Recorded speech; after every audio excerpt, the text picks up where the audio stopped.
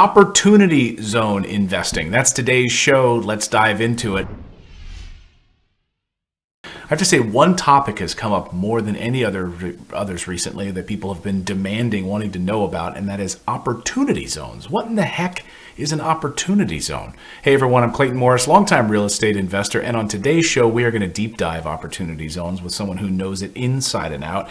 It's Eddie Lorin. He's the founder of Strategic Realty Holdings, and he's always been a champion of the underdog in real estate investing. He's done billions of multifamily deals. He's done everything in this business, and he joins us on today's show to talk about opportunity zones. Eddie, welcome to the show.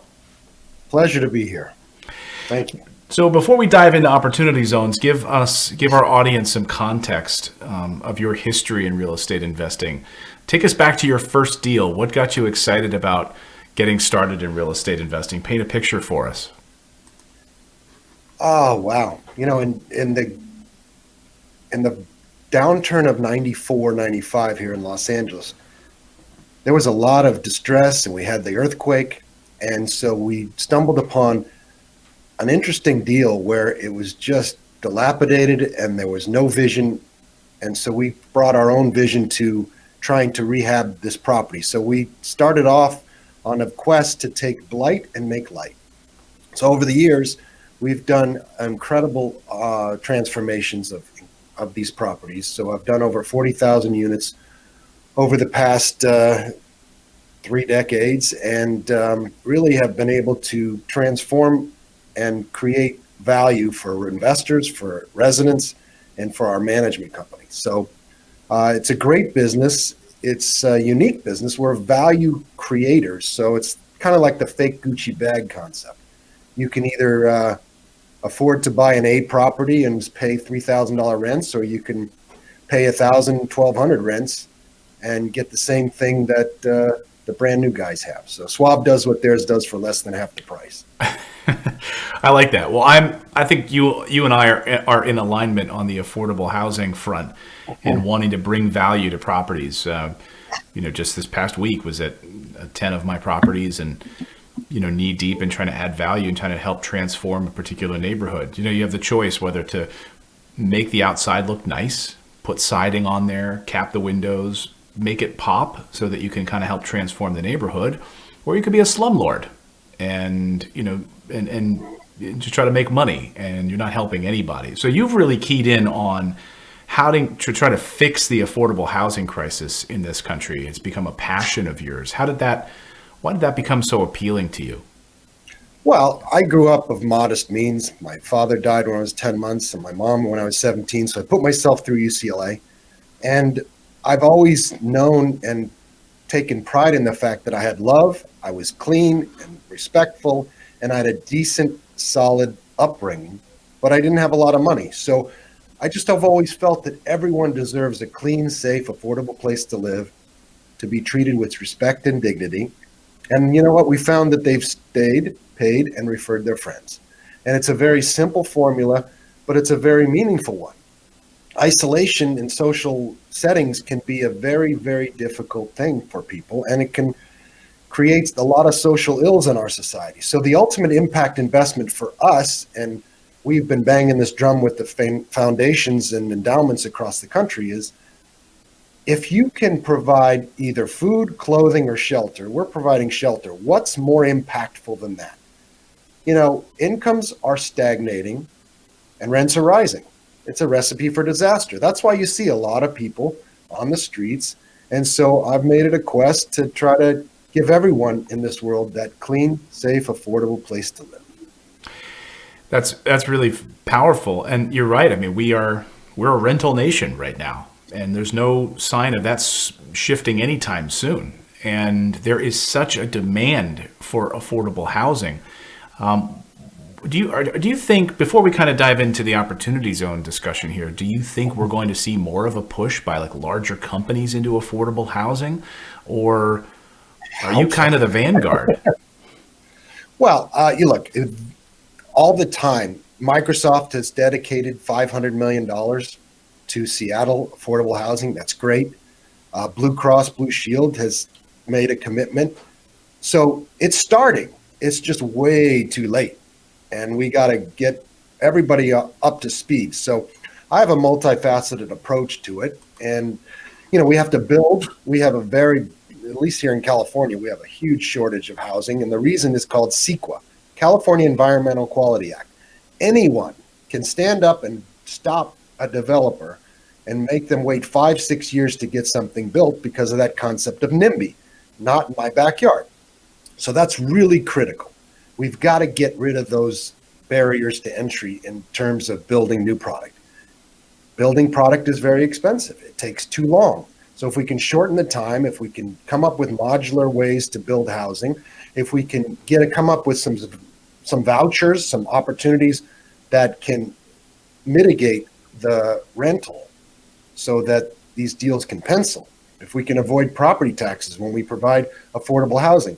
I'm working on various pilots to try to exemplify that concept, because it's not just one solution. It's a multifaceted solution, and it has to happen quickly. And unfortunately, foundations, endowments, governments, they all go very slowly.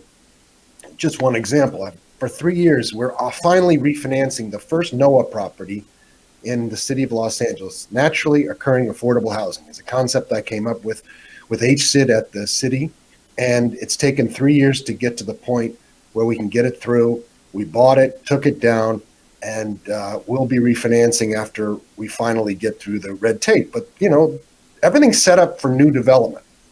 But my concept is buy as much existing product as we can, deem it affordable before it becomes unaffordable. It makes common sense. Right. Which brings us to opportunity zones. First of all, at a high level, take us to what an opportunity zone is, and then we can dive into some of the specifics of how it's a benefit to investors and lower income communities. Okay. Booker and Scott, these senators on a bipartisan basis, slipped past the goalie in the 2017 Tax and Jobs Act when we passed that tax reform. This law called opportunity zones. So again, on a high level, there are about 36,000 census tracts that are low income across the country in every state. And so each governor was allowed to designate 25% of those census tracts, which again are low income areas across the country, and deem them to be opportunity zone areas. So you've got 8,700 opportunity zones across the country. The goal of this was to take the gains that are sitting on the sidelines of about potentially $5-6 trillion and allow those gains to be invested in these census tract communities. It's really a brilliant concept. And it's great because the top 3 states in this country have gotten 80% of the venture capital in the last 50 years. We can all guess, right? New York, California, Massachusetts. This is meant to level the playing field and allow anyone with a gain to invest in any of these census tract areas. The problem is it was written poorly because it was slipped by quickly. So we're waiting for a lot of regulations to be finalized, and we can get into that in a bit. So on a high level, there are 3 components to the opportunity zone legislation. One, it's a deferral of your taxes. It used to be that only like-kind exchanges could happen. So in essence, you bought a piece of real estate, you sold that real estate, and you took your gain and invested it in another piece of real estate, like-kind. Now, you can take your gain on your Apple stock, your Facebook, you can sell real estate, you can even sell your business for $50 million and take that gain and defer your taxes till 2026. So it's in essence a interest-free loan from the government. So you sell your $5 million worth of stock, you got $4 million a gain, you put it into an opportunity zone fund, and you can avoid taxes on that $4 million until 2026. So you got to be careful not to invest all your gains because you still have to pay the piper in 2026. If you do it in 2019, there'll be 7 years before 2026, and you get a discount or a step up in your basis of 15%. So in essence, you're going to get you're going to save your taxes of 15%, and you're going to get an interest-free loan. So now let's say we're at 2026 and you've paid your taxes on that first down leg, we'll call it, your $4 million gain. If you hold your investment for 10 years. So until 2029, if you invest this year, the new gain, let's say that $4 million becomes worth $8 million. You've already paid your taxes on the $4 million with a 15% discount. The extra $4 million is tax free. That's the game. It's amazing. Boom. It's awesome. And it's every governor designated certain census tracts. Some politically, you wonder how they became opportunity zones, like you might have read about Amazon, and they're moving to Long Island City. That's all an opportunity zone across the East River. But primarily, these are low-income census tracts that need and are starving for investment. Now, what are the qualifications? Now, you mentioned 3 areas, right? You take the gain, defer the taxes until 26. If you do it by the year 2019, you get that 15% discount. What are the other 2 caveats here in this plan? Then we can get into what's limited and what things you have to adhere to. Well, there really isn't anything else. That's it? That's the problem. There's a lot of confusion. Let's say, for example, can you sell midterm? I'll give you an example. You can invest not only in real estate, you can invest in business. You can open a retail store, a restaurant, a chicken joint, whatever.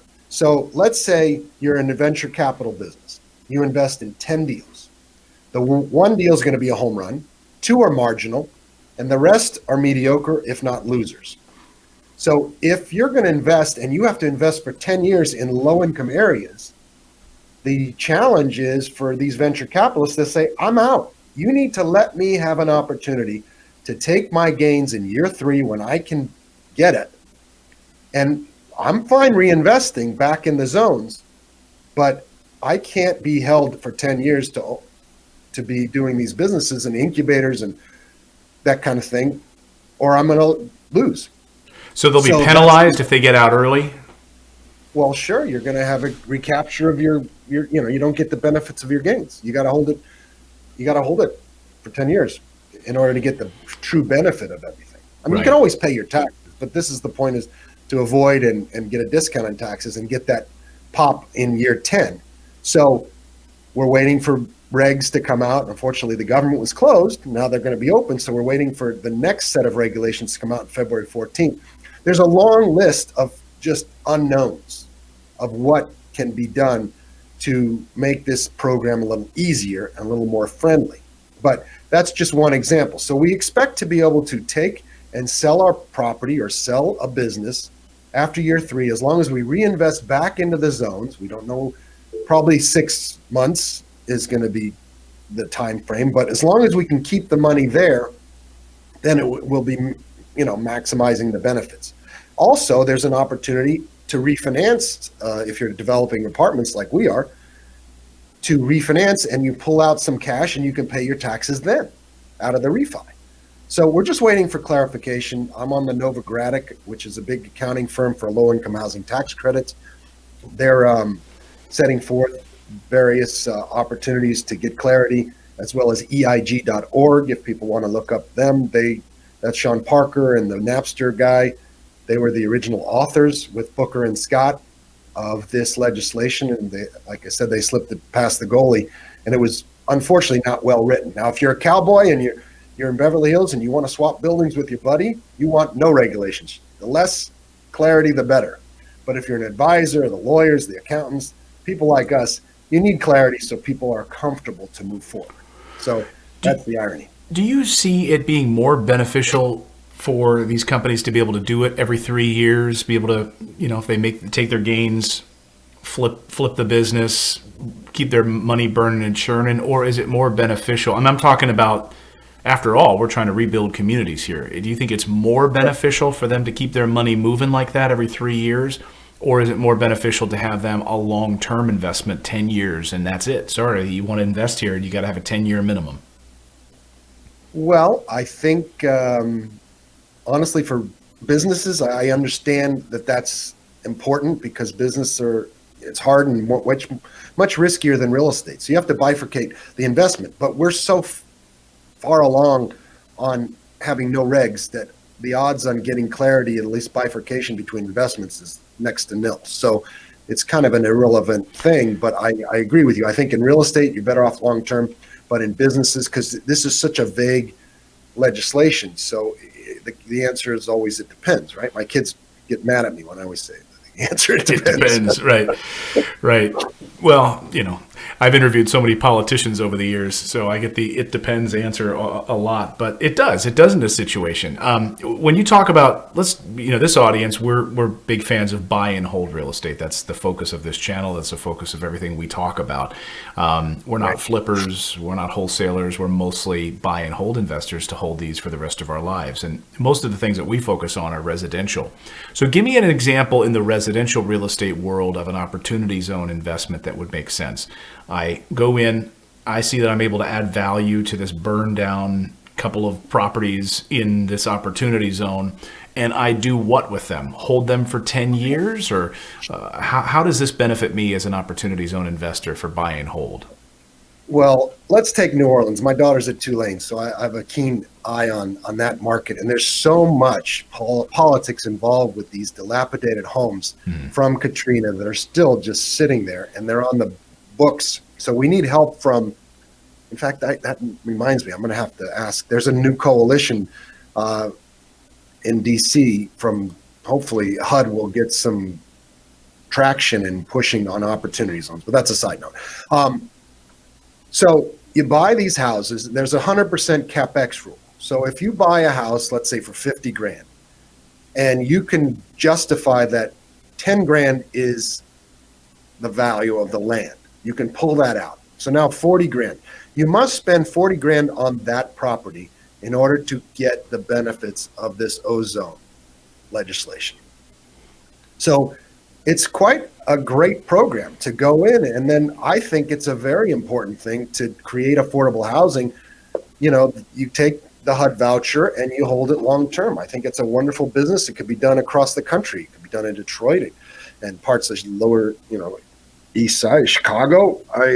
It's a phenomenal set of legislation, but you're limited by the amount of CapEx you have to spend. So it's harder for a value add person. Let's say if you bought that same house for 50 grand and you justified 40 grand and you can only spend 10 grand. That's not going to work. So that's a little bit of an issue with this legislation. So it's got to be major rehab, major CapEx spent in order to justify this ozone legislation, which ironically could end up gentrifying areas. For example, I'm in the apartment business. We're in the low-income housing tax credit business. We go in and we take an old apartment building that's, let's say, $5 million building in LA. That's 25 units. We can justify $1 million of land value. So $4 million. What are we going to do for $4 million on 25 units? You're going to knock it down. So the very essence of trying to preserve this is going to push people out. So the more CapEx you spend, the more in construction, the more the rents are going to go up. So that's going to be a challenge. Right. So we have to work with local jurisdictions. We have to work with the government in terms of property tax abatement as a potential to keep these and deem them affordable. Otherwise, there's no incentive, and you're just going to have those $3,000 rents versus $1,200 rents that are affordable. Right. When you look at a high level for someone saying, okay, I have this investment in here for 10 years, I'm going to have to pay taxes after this 10 years on this. Well, let's clarify. What are you paying taxes on for after 10 years? You're not. Right. You paid in 2026, your taxes on the down leg, on that Apple stock or whatever it was. Right. Now you hold this for 10 years. There's the incentive. And so after that 10 years, I cash out of this. I'm not having to pay. It's like a 1031 exchange. Yes, on steroids. Right. Well, how can you combine this? I'm running with all sorts of different. How can you combine this with other investment strategies, whether it's a self-directed IRA or a 1031 exchange? There's a potential for you to even, could you 1031 exchange into an opportunity zone? Sure, but you could do that on anything. There's Right. no incentive to go to this. This is for the guy who sold his business or the family. You look like my age-ish. let's say we're in our 50s, right? Not to, Well, maybe it's the beer. I just turned 42, so oh, sorry. Sorry about that. Anyway, so I'm in my 50s. time to I'm shave. I'm not planning to die anytime soon. Right. Short of me dying and having a step up in basis, right? This is the next best thing because generations can kind of wash out the taxes and then you're done. So we can take those gains on that Facebook stock, whatever you feel about Facebook. It's run up pretty good. I paid it $26 and I sold my stocks because I just think it's had its run. I'm not an expert. I don't even claim to be. But the point is, you pull your gain out. Now you've washed it and you pay your taxes after your short-term, till 2026. You get that free interest loan from the government. And then following that, after 10 years, you don't have to pay anymore. Nice. So how can people find out more about where these zones are located? You mentioned a couple of websites. Is that where people can, sure. if they want to invest in these spots? EIG.org. There's Novogradic. And the policy link has you can just put in your address and it'll tell you exactly if it's in the purple. So it's policylink./opportunity zones. Or you can come to our website. We're Alliant Strategic, ALLIANT strategic.com. And that we have an interactive map there. We're forming our fund. A lot of people are forming funds, but we still need to have the regs finalized. And hopefully that'll happen on the 15th. But this government shutdown has really slowed everything down. So we need a lot of clarity still. Right. I was going to ask you as we wrap this up, where do you see this going? Do you see clarity coming to this legislation? Yes, just way too slow. Mm-hmm.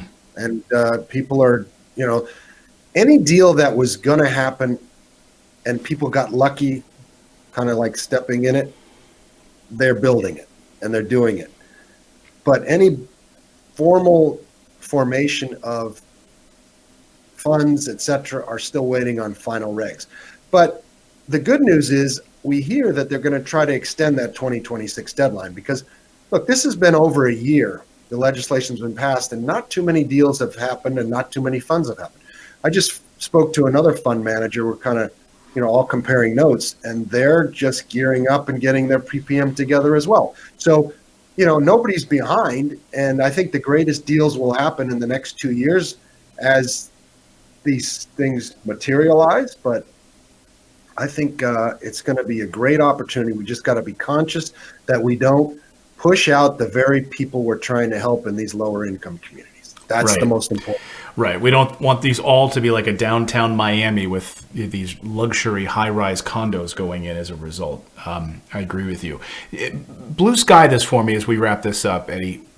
If you had to give me, let's just take, you talk about New Orleans, a section of New Orleans that's just been hammered, right? I don't know if it's the lower Ninth Ward or some other spot you would want to zero in on. New Orleans East, yeah. If you pictured that zone after, what we had hoped would happen and transform these neighborhoods happened, right? If you could dream about your perfect scenario for these neighborhoods, what would one of these neighborhoods look like transformed if people took advantage of these opportunity zones to transform them? Well, New Orleans East, it's near and dear to my heart. I have a building there now. And, it really got most of the flooding from Katrina. And there's a lot of burned out buildings. There's entire shopping centers that are vacant.